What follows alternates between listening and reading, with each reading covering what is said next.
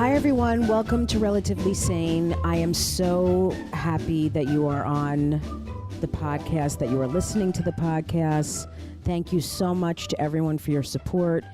Thank you to my Patreon members, patreon.com/Jessica Kirson.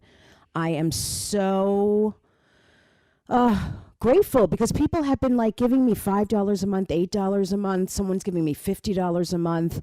And it just helps to pay for the podcast. It helps for the editing, the graphic design, the marketing, all of that. I put it right back into the podcast. And on Patreon, I do a lot of stuff that you can't see on other sites, on other platforms, and you get the podcasts early. You get 2 podcasts a week early before anyone else does. So thank you for your support. I'm also doing cameos, so you can hire me for a cameo. And I just hope everyone is doing okay. This is not an easy time, but stay strong. Don't eat too much. You know, I've noticed things that are good to eat are like carrots and celery, things that are crunchy.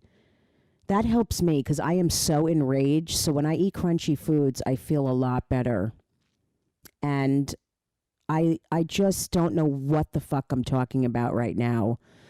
But honestly, I'm doing the best I can. And I know a lot of you appreciate me just being real. And it's not easy. But listen, I'm doing it. This was a hard time. You know, my dad was sick and I spent time with him at the end and he ended up passing away, and it's been a little tough, but I'm being strong and I'm getting support from people, and you know, it's so important to laugh. It's so important to be silly, and I will continue to do that. I will continue to try and bring humor into my life, and I hope that you can do that too. So thank you so much for listening. Hi, everyone. Welcome to Relatively Sane. I'm here with my brother from another mother. I've never said that about anyone, but I'm here with Danny Cohen. Danny. Finally. Isn't this crazy? I know. And like we're always on the phone together. We're always talking. We're always, but like we don't do this. I'm like, can we just do this and get it over with? Like, everyone's like, why don't you do the podcast? What about Relatively Insane? You should do it. I'm like, I know. I just talked to her this morning. That's what we do. I'm like, all right, let's just bring this to a platform. Right. Well, we basically do the podcast every day on the phone or every other day. But I love that you just said Relatively Insane because it's relatively sane. Oh, but honestly, it should be called Right. It should be called Relatively Insane because that's literally what I am right now. That would be the name of my podcast. I would be like, Relatively Insane. Oh, it's not Relatively Sane. No, that's Jessica's. That would be like mine. Relatively Hospitalized. Right. Danny, how's it going? Can you imagine? What's new? Have you been traveling? No, I know. And what a time to ask such a question. I mean, really, it's like, right? I mean, what else? My God, what's going on? I don't know. Nothing. What do you do every day when you wake up? What do you have your coffee? I have my coffee. That's what I do. So that's like an hour. And then, with the coffee, it's an immediate thing. I wake up, I go directly to the phone. I check all emails, check Facebook, check Instagram. I get that out of the way in like 10 minutes.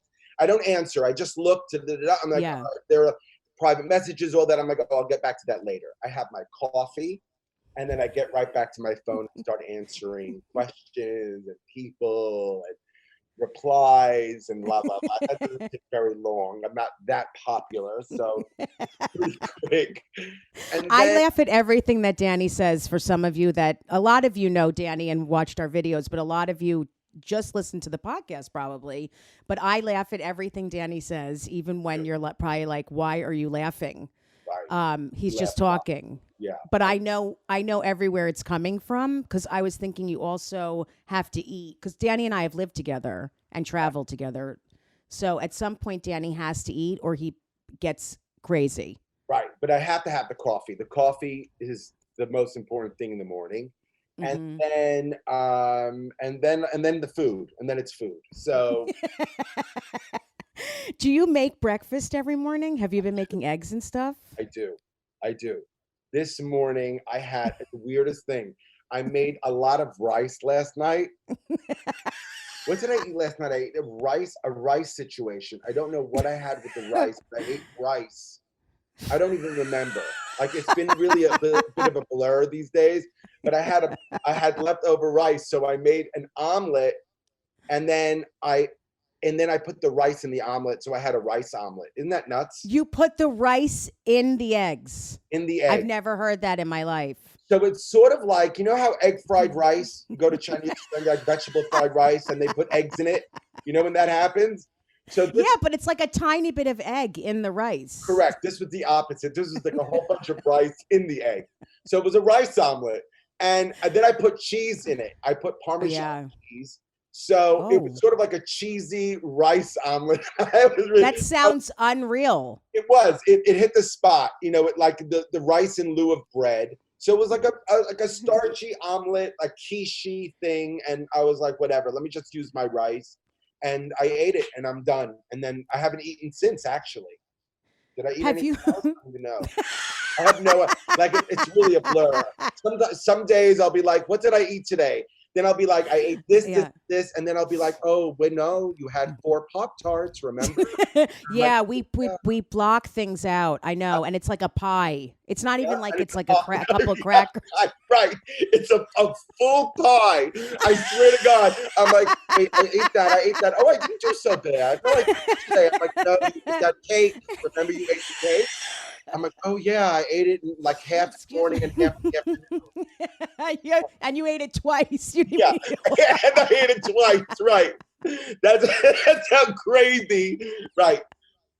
That's how I am too. Right. This is a new thing. That's a new thing for me. I never ate like that where I would like it became a blur. Like I don't remember. I've never heard you blur on what you've eaten. Right. I mean, but everything's a blur these days. I don't know if it's Tuesday or if it's Monday. I don't know what day it is. I don't know what time. I don't know anything. I don't know what's going on. I'm eating and I don't know what day it is. It's like crazy. Have you been able to watch what you're eating at all? I'm laughing even if I ask that. I thought about it. And then I'm like, no, because me with food, it's like, I'm usually really good. I can be really good and I can be really, really bad. You know, I've gained a lot of weight. I know how to stay, fit. But if I had the excuse, any small excuse to sort of just let it all go, I'll just jump on that excuse no matter what. Like, oh my God, it's raining today. Okay, you know what? Why don't you just go buy some Entenmann's? And it's raining today, so you can have the entire box. Tomorrow, I know. It's like, that's how crazy I am. If it's raining, I can eat a cake. Tomorrow it'll be sunny. Yeah. Oh, it's overcast. I'm gonna eat a vat of cheese. Right. So now, like when quarantine is like everyone locked down, we're in quarantine. I'm like, okay, well, that's great. Here we go. Here we go. I don't know how long this is gonna go, but I've done it before and I'll do it again. And so yeah. So I have a lot. But I don't feel well because I'm eating stuff at night and then I wake up and I don't feel well. Do you ever feel sick or? Yeah. I'm sick constantly. You do? I swear to God, I'm on the toilet. I hate to get into toilet humor. It's not about that. I don't care. At this point, we have to. I know. A lot of people don't like the toilet stuff. I know.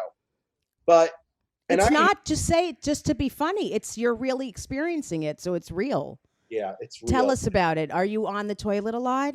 I'm on the toilet a lot. I'm not. It's backing up. Yeah. Oh, that's always been us. I go more and you go less. Right.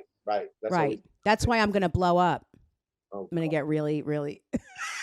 I remember, when we used to live together and travel together, you'd be like, did you go? I'm like, yeah, I went twice. And you're like, oh my God, you're so lucky. I haven't gone in like 6 hours.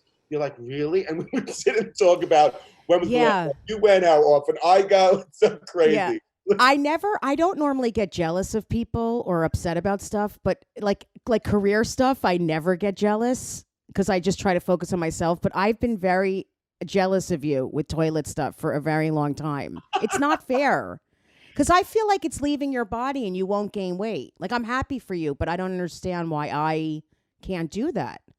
Yeah, I don't. It's a weird thing. The bodies, everyone's built differently, I guess. But yes, so that's been the whole thing with the food. So, and I've been Hmm. eating and going and eating. I mean, I'm here. It's like you're stuck in your. It's like you're like a cat or like an animal, like an animal thing. It's like you're like a real animal.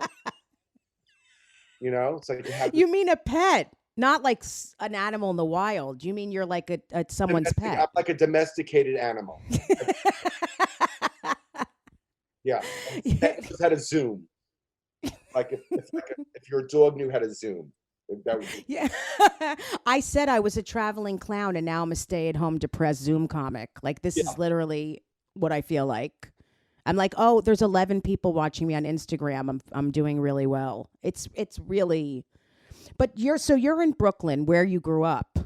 yeah. I moved back to my old neighborhood, but I don't live in. I grew up in the wealthy area. I grew up where all the beautiful homes are, and now I live Mhm. where the help used to live. I live on the other The side of hell? 40 Island Avenue, where I live with like a lot of immigrants, all the new people that have arrived. They come here, and then they end up making money, and then they move to the beautiful areas. That's the Right. American dream. You come to Well, America, and then you live where I live, and then right. I'm the opposite. I grew up there, and now I'm living with all the immigrants. Like all my neighbors, nobody speaks English in my building. I'm the most successful person in my building. You mean, and I don't even, and I'm a waiter. Like it's like crazy. I wait tables and I do a comedy, and then like And you're like the millionaire in the right, building. and I'm the The most. big That's right. You're the big macher. Yeah, That's a Yiddish word. Like you're the big guy in big the potato. building. Right, right. So, but it's the same neighborhood. Like it's only a 10-minute walk from my old, home, and it's right by the train, which is great. I'm right down the block from the subway. I hop on the train, and I'm in Manhattan in about 35 minutes, which is great.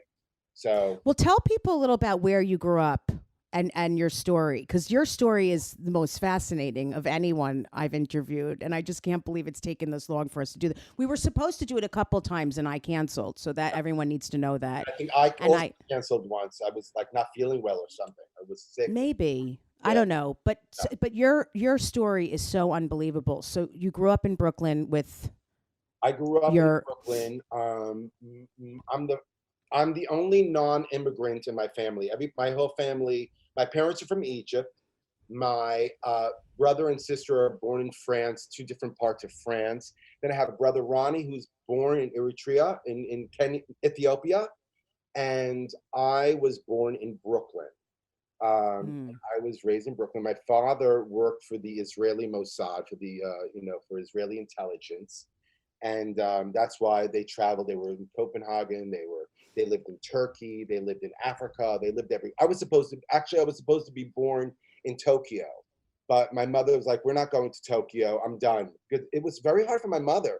She was traveling. You have to. It was in the early '60s, and here she is with a mm-hmm. baby and a 3-year-old, and she's flying to the middle of Africa, middle of Ethiopia in the early '60s to live. And it was like there were no roads or no phones. It was the '60s. Crazy. Crazy, like it's like crazy, a crazy lifestyle.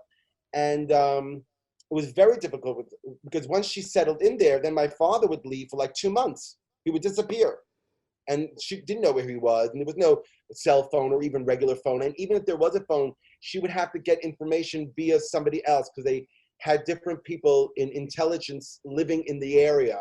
So Wow. and everyone had different names. It was a whole thing. It was like a crazy lifestyle, but it was very difficult for my mother. And finally, she's like, "Look, let's go to New York. We'll make some money, and then we'll come back and we'll settle in Israel." And so they came to Brooklyn, New York, and in the mid '60s, I was born in '68, and my father was killed in 1973.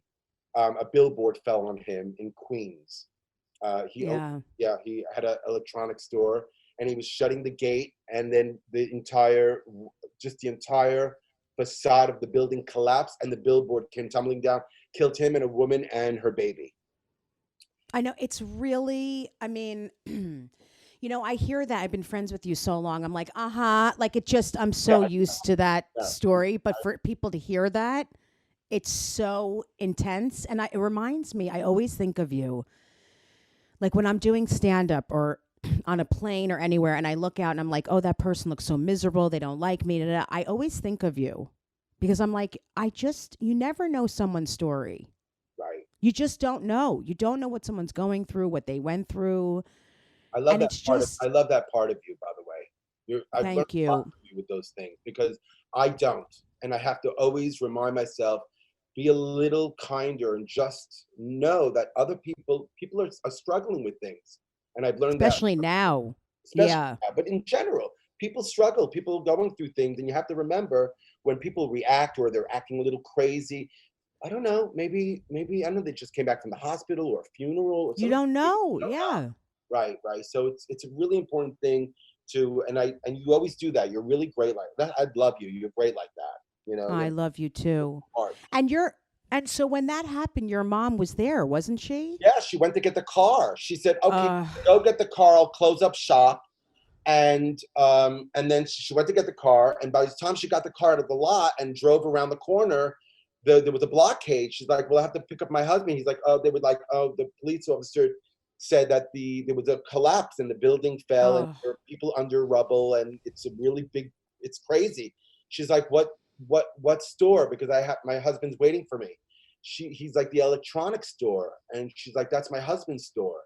And she got out of the car, she ran, they wouldn't let her, and then the ambulance came. She went to the hospital, and she's a really tough person, my mother. I remember she yeah. telling me that the doctor said, "You don't want to see him like this." She's like, "No, I want to see him like this. It's okay. I want to see my husband. I want to see that it's him." And she saw him, and she told me just, years ago when she was telling me the story, she goes, "Oh, it was horrible. He was just not the, he was just like a building fell on him." And like I'm I looking at this know. man that is completely torn apart with a crushed head. I'm like, Uh, "Wow, Ma, you're like an animal." My mother is a wild woman, you know? yeah. Yeah, she's a really strong person, my mother. Like many like many of those typical Jewish women, doesn't Yeah. go for an Tough. answer and just goes and gets Yeah. to get. Um, and that was that. That was like, wow. So we were left And as the youngest, and you were the youngest out of the four. I was 5, yeah, and my sister was 15, and Ronnie So was, much younger. yeah, Yeah. Ronnie was 9, and Joe was just he was getting Oh, bar mitzvah 2 weeks later, so they had to cancel right. the bar mitzvah, they had to cancel the party, they had to cancel everything. So he was devastated, and he just like went directly, like he went from my father's death to directly to drugs, and he just went right into drugs right after that. Mm-hmm. Like he was torn apart. It was like a horrible bar mitzvah situation. So he took to the streets, and that was, and then we lived here, and no one ever talked about it. We just carried, Then we moved. Then we moved to this beautiful home. Yeah. My parents were about to buy this home, and then this happened, and then my mother went through with it and said, "Okay, I got to get out of this house anyway. Let me buy that home." And she bought that home, and I grew up in this area in Midwood on East 8th and Avenue J. So Yeah, I mean, that's what happens. Like when you're a parent, you just have to go through it and get through it and deal with it. You don't have a choice. It's like when Isabella's been in the hospital, my daughter with heart stuff.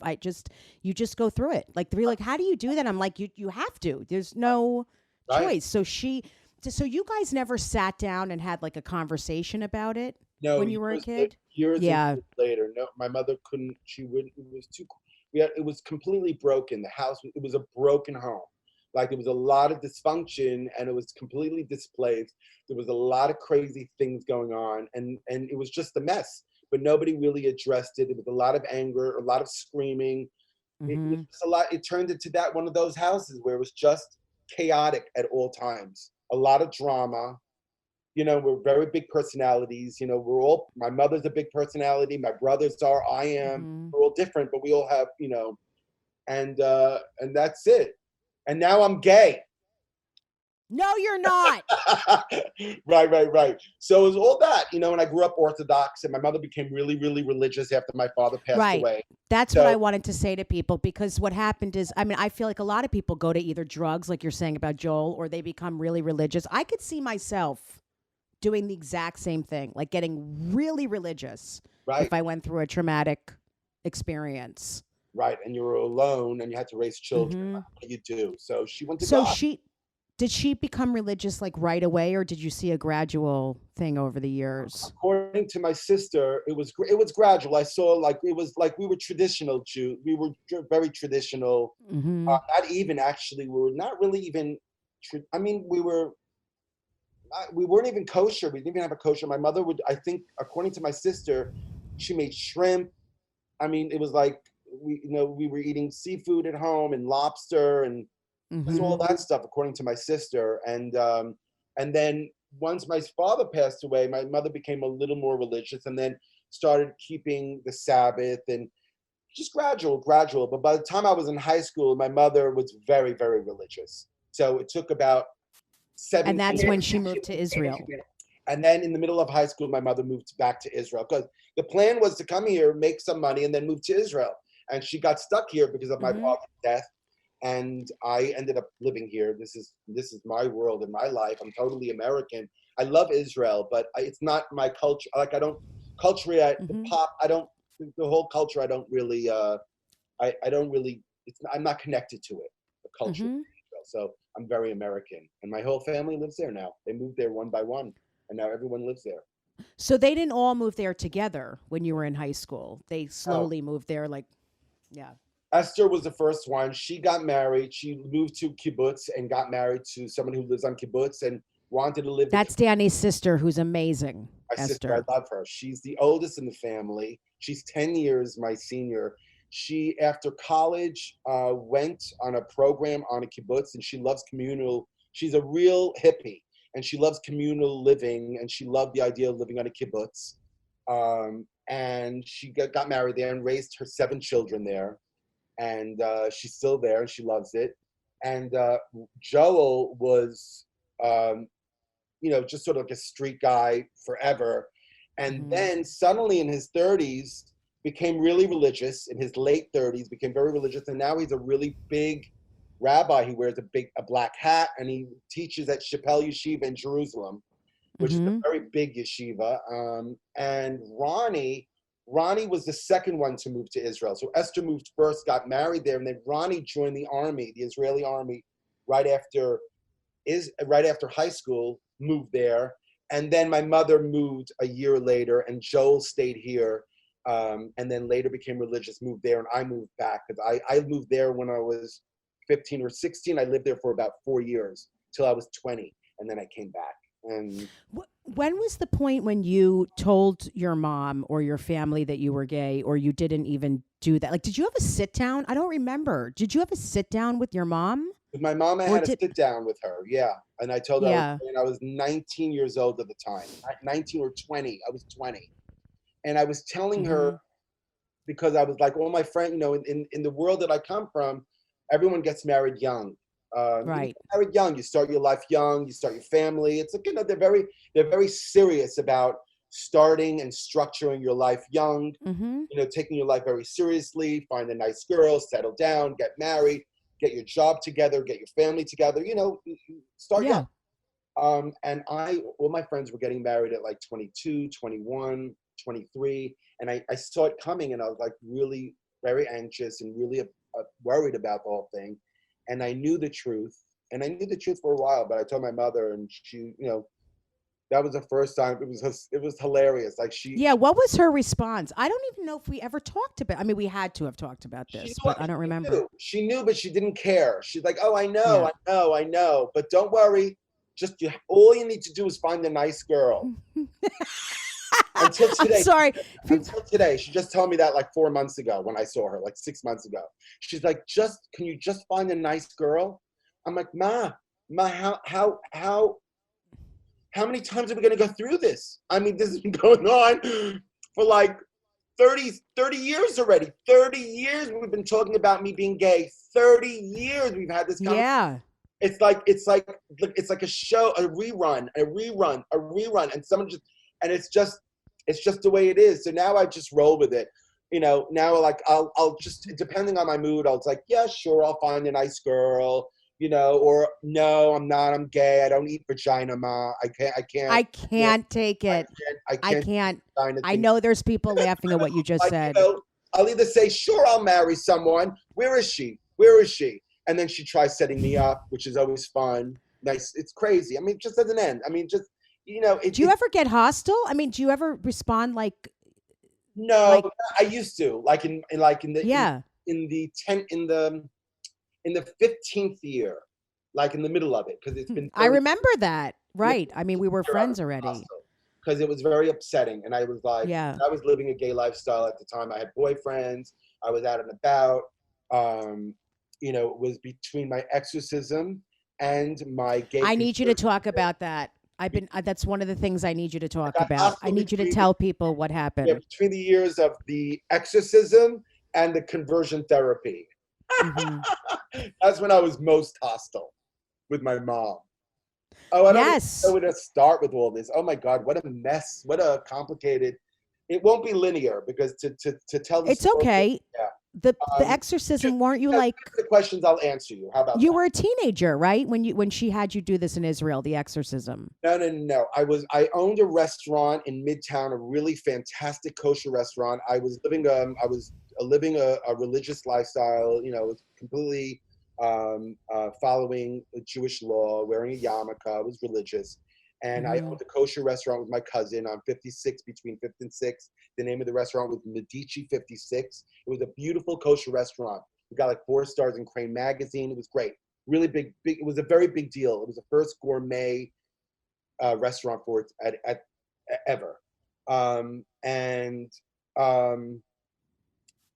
I I was going through that whole thing with my friends getting married, and my mother was on my back, and I was like, what am I gonna do? How am I gonna fix this? What am I gonna what is gonna happen? Like, what am I doing? Like, Hmm. I'm living a religious lifestyle, and part of being a religious Jew is getting married. You have to get married. So I'm like, but I don't know how I'm gonna do this part. And I was telling my mother was driving me crazy, and I'm like, look, this is the story. What am I supposed to do? What do you want me to do? What can I do? She's like, I Hmm. spoke to a rabbi, and they want you to come here because there's something that they can do for you. I'm like, fine. I was 25 years old. 25, Oh, okay. I was Yeah. 26. Hmm. So I flew to Jerusalem and I met with Rabbi Kaduri. Rabbi Kaduri was a very big Kabbalist, one of the biggest Kabbalists in the world at the time. He's gone now, but his student, Rabbi Darzi, was the one, and this is the craziest thing that probably I ever went through with my mom. So I don't speak Hebrew It that went through period in your life, probably the craziest thing you've ever gone through. with my mother. Okay. So yeah, Like, this like when I think about a story with my mother, this is the craziest thing I think right. because I speak conversational Hebrew. I'm not really good. My mother is pretty fluent, much better at Hebrew. And nobody knew about this. No, my brothers didn't know, my sisters didn't know. Nobody knew. Like, I'm like, I don't even know what I was doing. I'm like, okay, I'll go and I'll meet with Rabbi Darzi.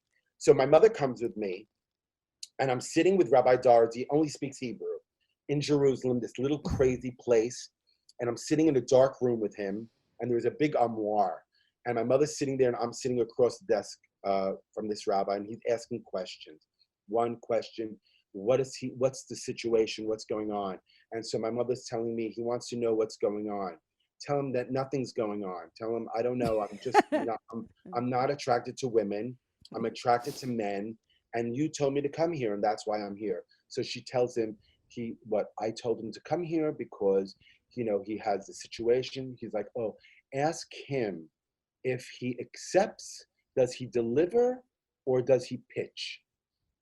Are you kidding me? Yeah. So my mother, she's I like, can't take it. I sort of understand, and I'm like, uh oh. He's asking my mother if I'm a top or a bottom. I'm like, uh-oh. This question I could have handled without my mother. So my mother's confused. Like, what do you mean? And in Hebrew, and he's like, ask him if he receives in his ass or does he deliver in somebody's ass? And my mother's like, oh. So she looked at me and she's like, he wants to know if you play the role of a woman or do you play the role of a man?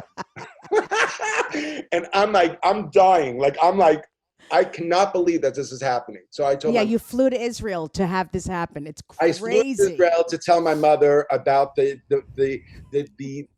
details of my sexual fetishes. So I crazy. can't. So I told my mom, yeah, tell him that I like to play the role of a woman, but I haven't done it yet.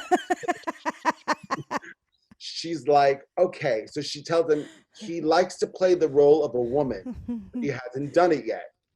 And then he looks at her and he says, why is he here? So then she's like, he wants to know why you're here if you haven't done anything. Oh, I'm like, right. oh no, it's not something that it's a feeling. It's who I am. I'm not going out and about, but I know that I'm not sexually attracted to women. It was an hour conversation of this, like the whole minutia of like, what is it? Is it in your feelings? And he was so confused by this conversation, which worried me. I'm like, oh no. Of course. He's confused by it. He doesn't even know what is happening. How is he able to even help me if he doesn't even understand what's going on? Bottom line is, after all that, he was like explaining to me, oh, it's something that it's a desire that you have. It's something that you want. I'm like, yes. And a woman you don't want. I'm like, no, a woman I don't want. I don't desire women. I desire men. He's like, okay. Have you acted upon it? I said one time by accident, I went inside of a man because he convinced me that it would feel good and I didn't love it. And he's like, has anyone ever gone into you? I'm like, one time, but it didn't go all the way in. It went halfway and I got angry. He's like, okay. like it was so crazy. This is incredible. I was, for a 25-year-old, I was not, also, I was a late bloomer also. I wasn't, having sex when I was 16. Yeah. I was like a late bloomer. Because I went to yeshiva. I was like, I was like. One time halfway. Yeah, right. And I remember that experience. So just a tip. Thank you so much to all of my Patreon members for supporting the podcast. All right, hold up. Could you take a little off the P's? You're hitting them too hard.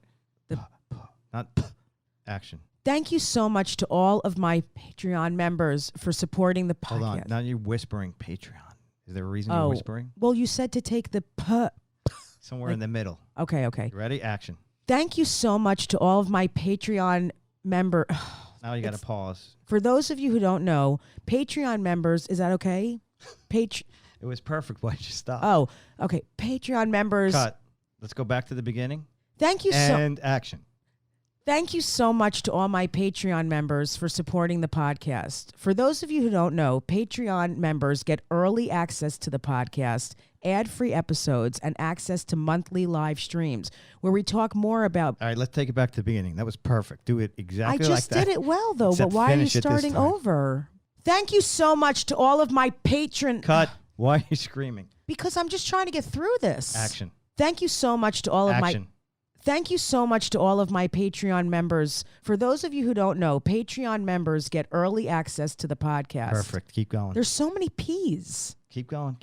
Ad-free episodes. You could cut this out, right? For those of you who don't know, Patreon members get early access to the podcast, ad-free episodes, and access to monthly live streams where we talk more about being relatively sane. Hold up. Did we agree on monthly live streams? Yes, you told me I should do them because it'll get more members. I don't know how to do a monthly live stream. Don't you just talk in your phone? We'll figure it out. Come on, let's get through this. We have to go. We should speed this up. All right. Thank you so much to all my Patreon members for supporting this podcast. For those of you who don't know, Patreon members get early access to the podcast, ad-free episodes, and access to monthly live streams. We don't know what that is, but whatever, where we talk about being relatively sane. If you want to join our fantastic community that is so corny, go to patreon.com/Jessica Kirson. That's patreon.com/Jessica Kirson. That's Patreon. I think you said patriot.com. Go to patreon.com/Jessica Kirson. That's patreon.com/Jessica Kirson. Patreon.com/Jessica Kirson. Thanks again. And cut. That's a wrap. Ugh. Yeah, just a tip. And I remember that experience. It was this really gorgeous. I was on the bus in Israel, I love the story. And this gorgeous, beautiful Muslim was looking at me. He had blue eyes, and he had that wrap around his head, and he was Yeah. very tan. He was working in the sun, and he was staring at me, and I was like, oh my God, I don't know if he like, why is he staring at me? Does he want to kill me? Or does he want to make love to me? I was so confused because, there's a Palestinian-Israeli thing going on. I don't know. It's like, I don't know if he's going to want, I don't know if he wants to kill me or wants to make love to me. But something told me that he really liked me, even though he might want to kill me. I was like, you know what? It's all the same at this point. So I got off the bus, and he got off the bus, and he's like smiling at me. I'm like, oh, he doesn't want to kill me. He wants to love me. So he leans into me in Hebrew. He's like, are you going to the park? I said, oh no, I was going to go to the store. He's like, oh, do you go to the park? I'm like, no, generally I don't go to the park. He's like, you should go to the park. I'm like, why would I go to the park? He's like, things happen in the park. I'm like, yeah. what kind of things happen in the park? He's like, men. I'm like, and then I'm like, oh, this is getting really good. He's like, follow me. So he took me to a construction site. And we started, like right away, he went for my ass, like right immediately. And so I thought he was, and he went behind me, told me to pull my pants down, and then he pulled his pants down, and he went behind me, and I thought, oh, now he's going to start kissing me on my neck. That's what I thought. Like, I went to romance. I was like, right, you're like, he's going to hold my face and go, you're the one I've always wanted. Yeah. He's going to start licking my ear and kissing me on my neck. And no, he fucked my ass. He stuck his dick in my ass. And I screamed and pushed him off. And I was very upset. And when he saw me screaming, he got confused. So sorry. He was confused. I was confused. I had no idea that there was such thing as ass fucking. This is the first time. Right. I had no idea. I know. And then I went back, and I had one friend that I told, and I'm like, is this a normal thing that people like? He's like, yeah, it's normal. You should watch gay porn. I'm like, really? I didn't know a lot either. I didn't know that. I was very clueless. I was like, why would anyone get fucked in the ass? Like, why would you do that? That's not normal. Like, that's not even something I ever thought about. I never, all my dreams that I had until then, never thought, oh, I just want a man to fuck my ass. I never thought that. I never thought. Right, especially if you don't know anything about it. It's not. I would never think that either. And it's not something you would fantasy if you don't know anything about it, or even that it would feel good, or that people do it. It's not like you're going to even. Yeah, that must have been sucking so dick. freaky. Is where I went. I went to sucking. Yes, dick. I loved sucking dick, and that's what sex was for me. Sucking dick. Right. So getting back to this rabbi, so that's what I told him. I said, oh, I love sucking dick. So he's like, what? Oh, he goes, oh, and then he's like, do you swallow? Then my mother's like, do you swallow? My God. And I'm like, oh, no, tell him I don't swallow. I never swallow. I don't want to swallow.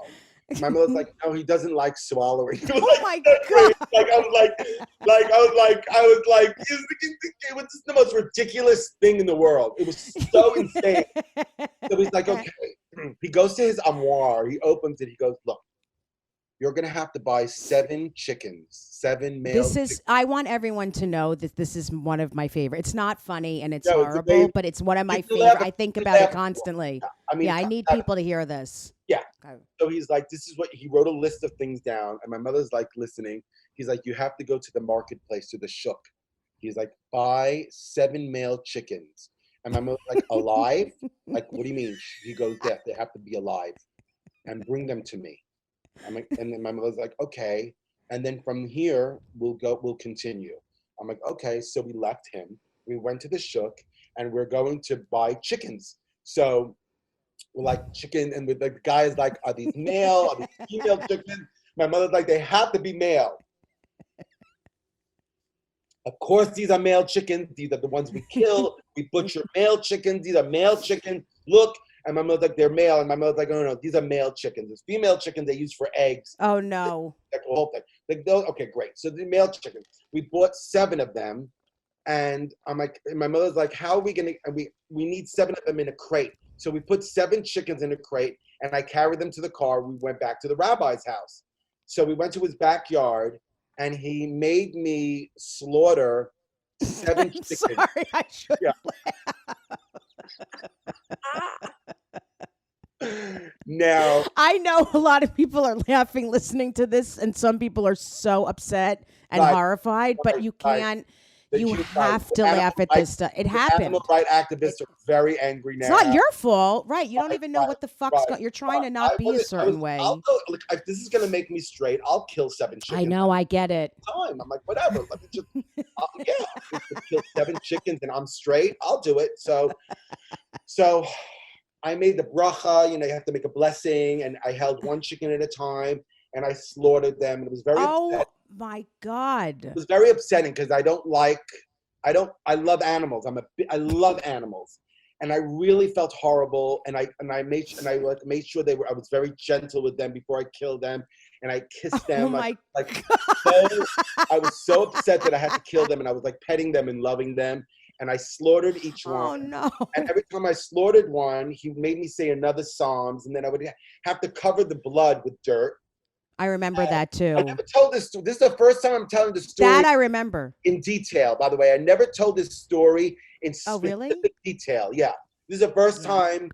This is the first time, and I'm very happy to be telling this on your podcast. I'm so happy you are. I remember that you covered it. Yeah.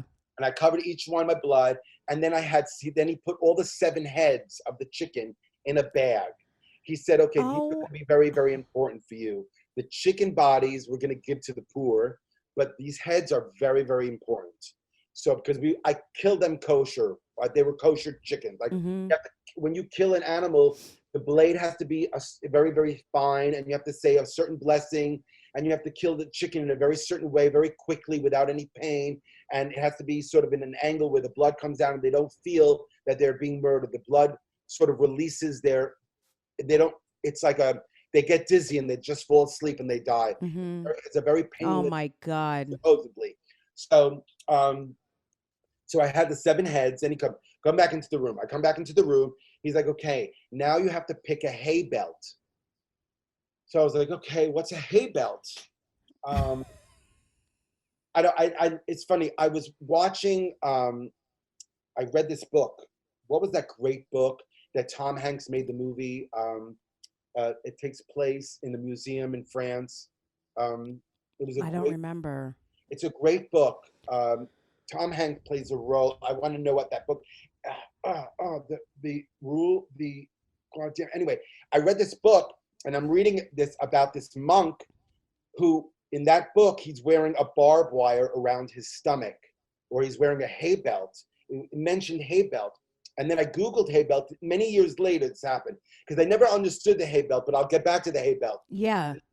I Googled hay belt during Dark Ages, and where monks and many people of the church who were trying to sort of repent from their sins would wear a hay belt, which would cause suffering to them, and it would relieve them of sins if they wore these hay belts.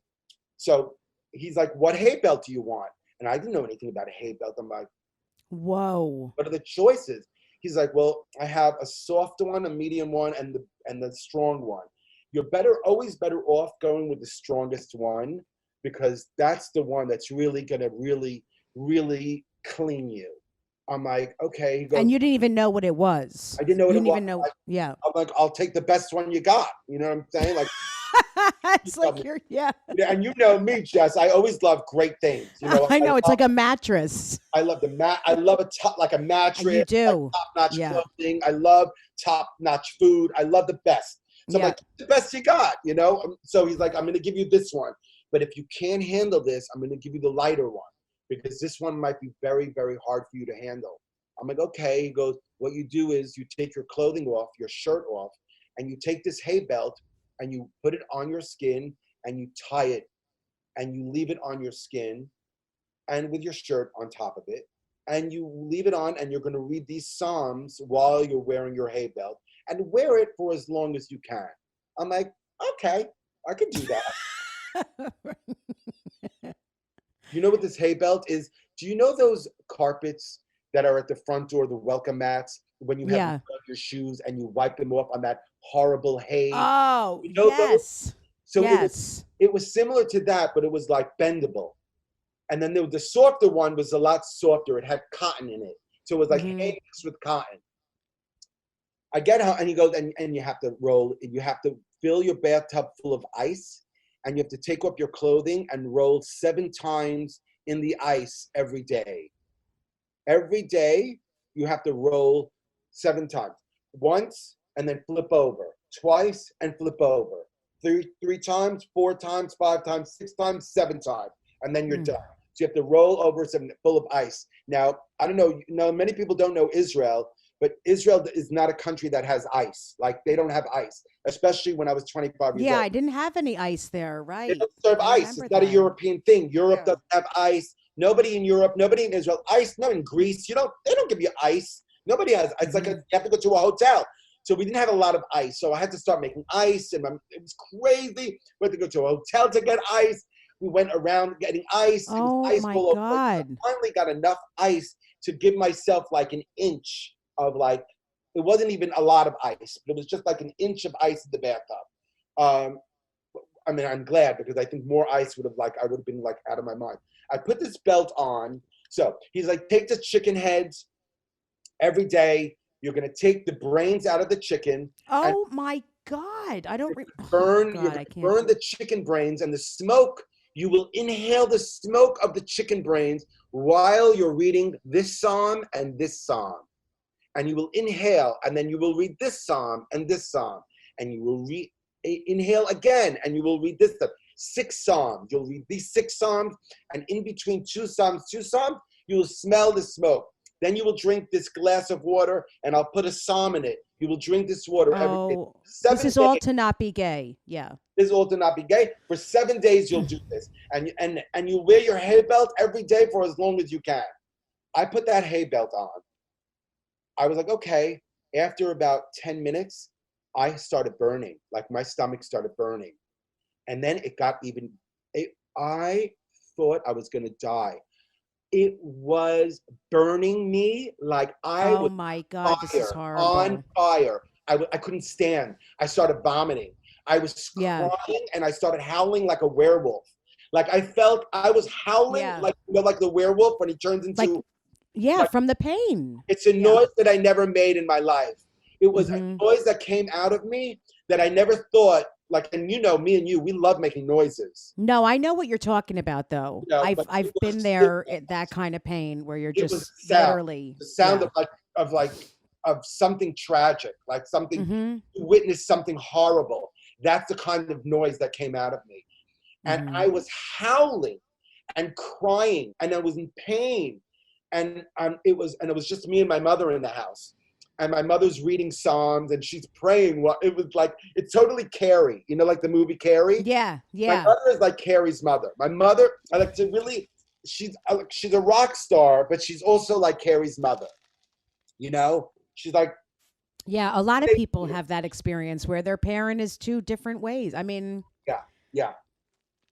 Man, so I took the hay belt off after half an hour of just, I was going to die, or maybe an hour. I was going to die. And I took How do people wear that for days at a time? I don't understand. Every day I did it. And every day I howled. And it was like, I did the best I could. I burned the chicken, and I laid in the glass, in the ice, and I drank that. And I was fasting. You had to fast every day also. And they were praying in their circle while they were in another area of Jerusalem, praying every day for me while that was going on. And my mother was praying, and everybody was praying. Pray. This was literally pray the gay away. Like, this was pray the gay away. Right. So I was like, okay. And I was very passionate about it. I was very committed I'm like, me. If I'm going to do something, I'll commit it. Otherwise, I'm not going to do it. I'm not going to do something. That's me. From anything to anything. If you know me. It is you. Yep. Right. So I commit, or I'll say, no, thanks. It's not my thing. And so I really committed, and I gave it an extra couple of days. Like, it was 7 days I finished. And then they said at the end of the 7th day, you will not have these feelings anymore. And in 7 days, I didn't know. I was in shock anyway. So feelings, I was just traumatized. So I wasn't feeling anything except for relief. And then 8th day, 9th day, Mm-hmm. 2 weeks later, 3 weeks later, when I was back to myself and I was already back in New York, I was still gay. I know. I know I was still gay. I was like that, and my mother was like, Did your mom think that you weren't gonna like? Was she convinced that you were? I'm sure that you weren't gay anymore. she was convinced, but she was convinced already that I wasn't gay. Right. But My meaning mother, like she was convinced probably that this worked and that you wouldn't have any. my mother just says, "You're not gay. You're full of fear. That's how you've always been since you were a baby. You're a scared person. You've That's always been, hard. huh?" That's That- hard. That's a hard thing to hear That's from your my mother. mother. Yeah, she says it a lot. She said it my whole life.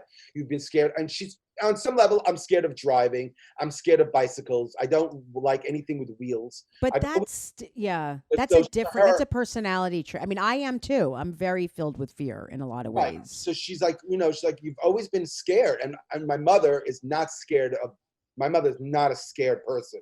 My mother's tough, and she goes and she just jumps in. She's like my mother, the opposite of me, like that when it comes to those Mhm. things.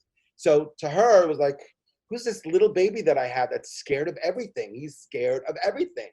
And she always Mhm. said, you're not gay, you're just scared. You're scared of women, you're scared of commitment, you're scared of everything. And you need to, that's what you need to address. You need to address your fears. And interestingly enough, when I was 40 years old and I went to conversion therapy on my own will, without anyone telling me, that I needed to go, I just said, let me give it a shot.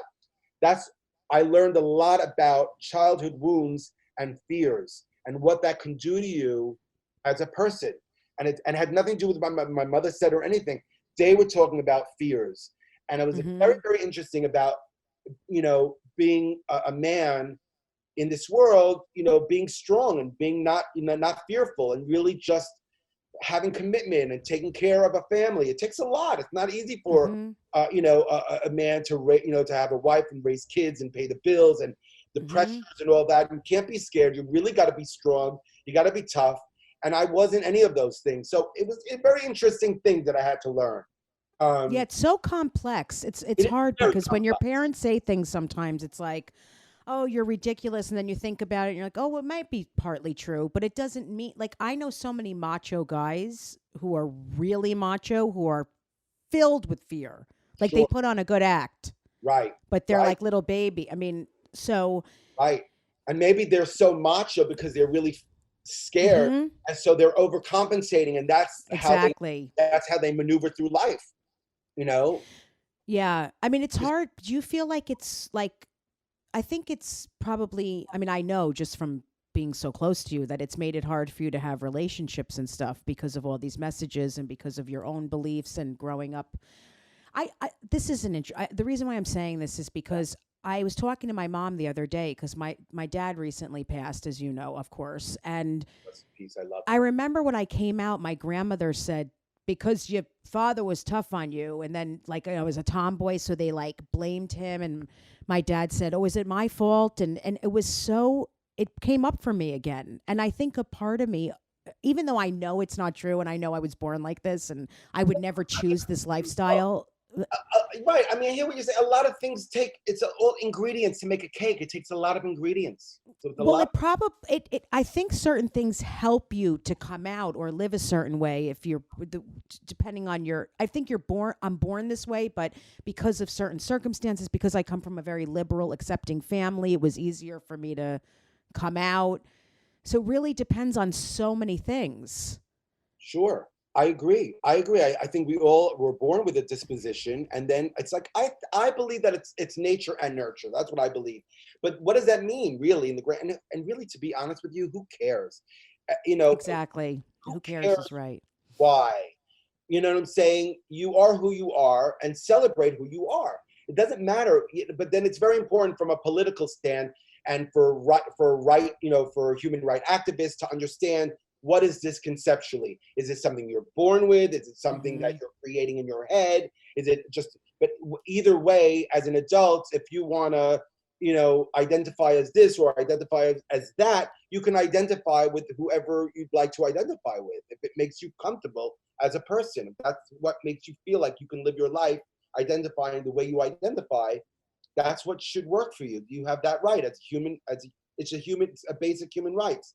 So it's Yeah. very complicated stuff, It's very complicated. I mean, I Right. was just pitching a TV show about this, about my own life. And, I was talking to like a top executive, and I was saying, I have the most issues with it. Like everyone else accepts it and is okay with it. And I have stuff with my life. Like I have stuff judging myself and my own internal homophobia, which is very common with a lot of us. Right. And people go, well, why do you have such a, who cares? Everyone accepts it. I'm like, it's not about that. It's about just how I have felt about it my whole life. Like there's something wrong with me. And people hate hearing that, but I know there's so many gay people listening to this that feel the exact same way. Right. And I, on the other hand, I love being gay and I love my gayness and I celebrate it, even though I don't particularly want that kind of lifestyle. I don't have a relationship, and I'm not interested in having a relationship. And I haven't been intimate in like 13 years. I haven't had sex. I live a celibate lifestyle because it's not something, it's not something I'm interested in. Not because I'm also, on some level, I'm also still very an observant Jew, and these are laws that are not allowed, according to divine law, and I follow divine law, and that's always a fork in the road. It's like, oh, you follow Torah law. It's a scripture that was written by some old men in the desert thousands of years ago, and the fork in the road is like, no, the people who are observing these Jewish laws believe that these laws were given by God and they're divine laws, and they weren't written by old men in the desert that didn't know what they were talking about. The laws are very, very complex, and I know. And I get it. Like, I know that people get so frustrated. First of all, and I want to say, like, I am okay. I've worked very hard on it because I have children. And I never want them to feel like it's not okay or that there's something wrong with them because they have parents who are two women or whatever. So I've worked really hard on it and learned to accept it a lot. And it's my own shit. But I have always understood what you've said, and I get it because I do understand why people follow certain laws, and I've seen it from a different standpoint, and it's frustrating, I think, for people who are always like, Danny, I just want you to be with someone. I want you to be in a relationship. But I don't do that with you because... Not right. Not from you. You never do that to me, ever. No, because you're okay. Like, you're a happy person. You're not... Like, if I saw you miserable, crying all the time, I want a relationship and I just can't. Like, if you were suffering because of that, then I'd say we have to work through this. Yes, right. But I don't, and I'm totally okay with my life, with the way everything is. There's nothing I can do about it. So there's really, I put things in categories. For me, I don't. Am I gay first or am I an observant Jew first? Am I Jewish first? And it's hard because you have to put things in categories. I need to. And I always put myself first as I'm first a Jew and then I'm gay. I'm gay after. I understand that. I do. So my Jewish laws come first. What serves me as a Jew comes first. And I was raised Orthodox. So I'm going to go to Orthodoxy. I'm not going to reconstruct Torah law. That's not something that's a lot of people do. There are a lot of Jewish Orthodox gay groups that but to me, that's reconstructing a book of law that was given by God thousands of years ago that have held the Jewish people together for generations and generations. And the minute we start toying with those laws and creating and recreating and rewriting them is the minute it's over. That's it. You might as well throw Judaism down the drain. And to me, Jewish law is beautiful. There's a lot of beautiful, amazing things. There is. From the stuff you've taught me a lot. In my life, I'm very learned in and there are a couple of things that are crazy, but you have to really learn it to really understand it, because you hear things, and as a modern person living in a modern world, and you hear these weird things, you're like, that's crazy. But you have to understand where it comes from and what it did for thousands of years until modern times, and how it held the Jewish people together. And even though we're living in an era that's very modern now, all this can disappear and we can be left with nothing. Like the world we know could be gone, and we won't have anything. And then we're left with Look just what's going on now. exactly. I mean, who the fuck Right. thought this was going to happen? Credit cards can go down the drain. We can be left with zero, and we can be left me running in the street looking for food like an animal. That it can turn into a horrible place. I know. So the book of law, these Jewish laws, based on that, on the basis of just ground zero of the world, and so when the good times are happening, and when there's no famine in the world, and whenever you have money, these Jewish laws look like, oh, I don't really need these Jewish laws. We have TV, we have this, we got that, we can do anything we want. You know what I'm saying? But those laws are very important laws. So and that's how I look at it and respect it. So that's what comes first. Then gay, and I celebrate both. I celebrate my Judaism, and I also celebrate being gay. I'm pro-gay. A lot of people go, oh, so that's, and I've been accused of being homophobic. I lost a lot of friends in my years of this journey that I've been on, whatever you want to call it. And because people just take it personally and get defensive instead of just trying to hear you and what your point of view is. It's so self-involved to do that. Right. Like, instead of just listening to someone going, okay, whatever works for you, or that's your view on it, that's your opinion. It's like, no, you can't be like that, and it's not okay with me, and it's different than me, so we can't. Yeah. Right. Very unfair. And if you ask it me, is really it's the opposite of being liberal. That is a very conservative perspective. And I've gotten that a lot from my liberal friends. I'm like, that's wow, very true. I thought you were liberal, and suddenly you hate me for my journey, for my inspecting my life and trying to understand who I am and trying to ask myself questions and trying to sort of figure it out on my own. You're attacking me because I'm not just letting it all go and ignoring those and just jumping on board.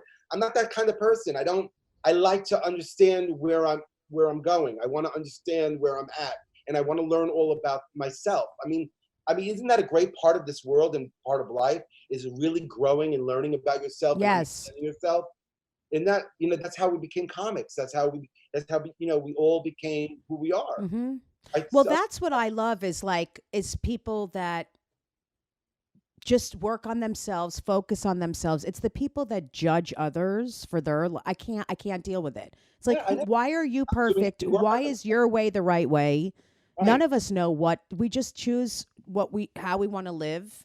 And we have that right. Thank God. Thank God we even have the right to decide if we want to live a gay lifestyle or not. I couldn't live this lifestyle in a lot of countries. Oh, of course. Lot. Right. So people take that for granted too, which really annoys me. It's like, we are so free here. So fortunate. And people I don't think they get it. They really don't. I mean, they really don't know what it's like in the world. Yeah, it's part of being privileged. It's a part of being spoiled. It's very normal to, that's where divorce comes. When you go to court and you get divorced, and when a woman will, if she was used to her husband giving her a housekeeper and giving her a car and a certain amount of allowance and having whatever it is that she had, even after the divorce, he's owed her all those things because she's spoiled and used to that way of living. So you can, based on what you're used to. So it's a very big idea that we are we are what we're used to. So it's very hard. That's very true. Yeah. So when a millionaire loses their money, for a poor person, you're like, screw you. I've never had money. Like the poor person, this millionaire never had money, was always right. So it's more shocking for a millionaire to lose their money than for a poor person. It's very shocking and very traumatizing, which is why I love Blue Jasmine. I hate to change the subject. I'm going all over the place. Did you ever see the movie Blue Jasmine? Yeah, isn't that the one with like the crazy sex? Kate Blanchett. Isn't that the one with the crazy? Am I thinking of another movie? I don't know. What movie are you thinking? Kate Blanchett. Is there crazy sex stuff in that movie or no? No, I'm thinking about something else. It's about a millionaire, a woman who's completely privileged, loses everything, and she loses her mind because she doesn't know how to deal with her life because she doesn't have her money and she doesn't live. I think I saw that. I love that though. Yeah, because it's going to happen to all of us. Yeah, right. I know. That's why it's very stay humble all the time because you really it is. so important for yourself. For yourself. It is. Your family members, you know. I agree with you. So, You know? Danny, so we have to, I'm going to wrap it up now, but I wanted to ask you if you would do I have a Patreon page where I do like bonus stuff. Okay.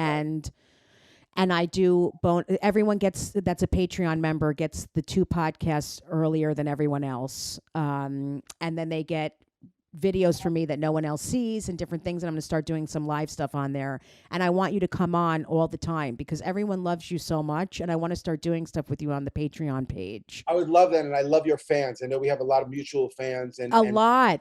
I love your fans. Your fans are great. So, yeah. My fans love you. Tell everyone where they can follow you online. So Danny Cohen Comedy, Instagram. I'm on Instagram a lot. I'm on Facebook also. But I have a lot more fun on Instagram. So I'm there. I'm not on Twitter, just Instagram, Danny Cohen. You can also go to Danny Cohen Ties. Yes. I know. My mother's hilarious. She's like, "Are your ties selling?" I'm like, "Ma, I don't think anyone's wearing ties these days."